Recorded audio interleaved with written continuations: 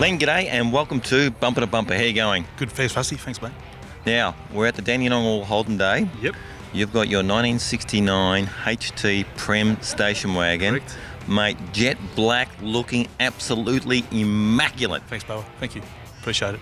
That's all right, mate. Give credit where the credit is due. Did you restore this car? Yes, I did.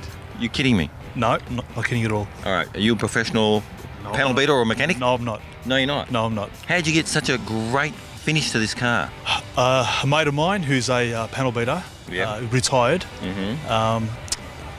did all the work for me at home, Yeah. and it took us about 7-8 years. Yeah. And slowly we did all the work ourselves, and and it's a result. All right. Now, let's go back a couple of steps. How long have you actually owned the car for? I've owned it probably 17, 18 years. Yeah. Yeah. And why'd you first buy the car? It was an old. I used to use it as a work vehicle. I'm a Yeah. painter and decorator by trade. Right. So load up your paint, my ladders, and all that. It was a work car for a long Yeah. time, and Okay. I retired it because it was Yeah. getting pretty rusty, and I put it away and slowly started the build on it. Right, so you didn't think about selling it at that stage. No. Why not? I've got 2 other HTs at home, Yeah. so I love them. So I've got space to keep it in the garage. Yep. So I just put it away, and then we got started on it. All right, now what gave you the inspiration to actually start on it and to do a complete resto on it?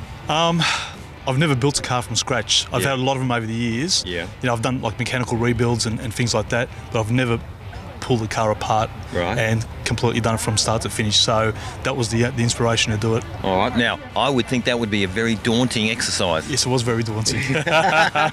Very painful, very daunting. Yeah. But a lot of patience and a lot of help from some close friends. Yeah. And we slowly we got started. All right, now what was it like at the start to actually, when you broke it down, got it back to bare metal? The car was straight. Yeah. But all the hang-ons had rust. Yeah. The front guards, the doors, quarter panels, even around the roof. Yep. Just all the outer skins were all rusted out. Yep. The seals are good, the floors are perfect.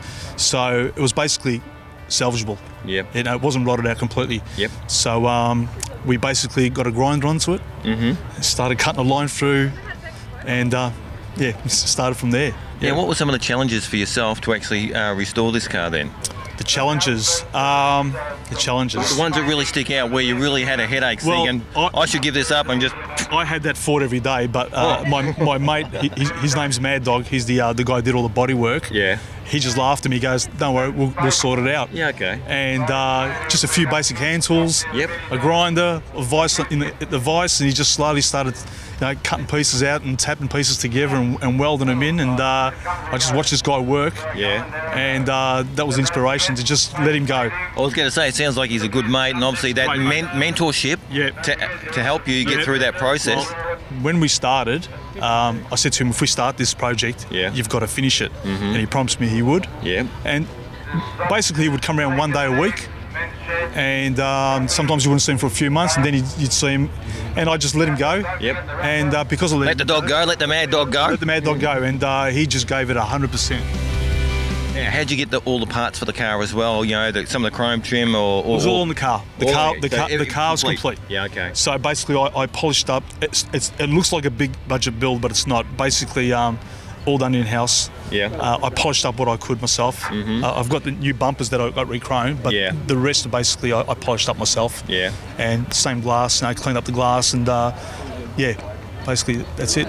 Mate, and how did you get so much of a good finish on this car? Because, A lot obviously of hours, black. a lot of hours, but all the prep on the body work. Yes. And Pays dividends, doesn't it? yeah, a lot of hours just blocking it down. Use those American Dura blocks, those big long blocks. Yep.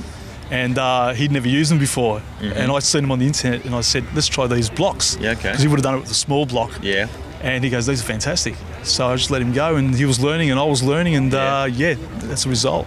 Well, So- look, I'm just amazed at the finish of this car because Thank obviously black, it shows all the imperfections of the car. It does. Now, there's no imperfections on this car, but how do you find looking at maintaining it now? It's a nightmare. Yeah? Yeah, it scratches just looking at it. Yeah. So I've tried everything, but now I've got my routine, and I'm able to maintain it. Yep. But like once a year now, we'll give it a light buff with, Yep. with the scratches where you put your hands in that.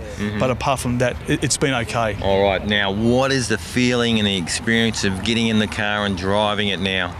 because it took 8 years to build, Yeah. I wasn't that excited when I first got it on the road. I think I was a bit overwhelmed by the whole build. But after a few months of driving it, Yep. it's slowly, because getting the bugs out of it, and now that it's pretty much bulletproof, Yep. now I've got a smile on my face. Yep. Like you today coming up to me, and I'm getting some great reaction from people. So now it's totally worth it. So here's the thing for all the viewers watching at home who may or may not have done a restoration on a car. What would your comments be to them as a bit of advice? You've just got to hang in there. You've just got to persist. Yep. There's a lot of one step forward, 3 steps back. Yep. You know, you make mistakes. And I made plenty of mistakes along the way. Yep. But, you know, like I said, I took my time. So sometimes it would just sit there for a few months and we'd mull over it and we'd try something else again. And no, you get there, but you've just got to hang in there. Right. Mate, once again, beautiful car. Love it. Well done for looking after it. Appreciate and thank you for being on Cheers, Bumper to Bumper. Appreciate it. Thank you.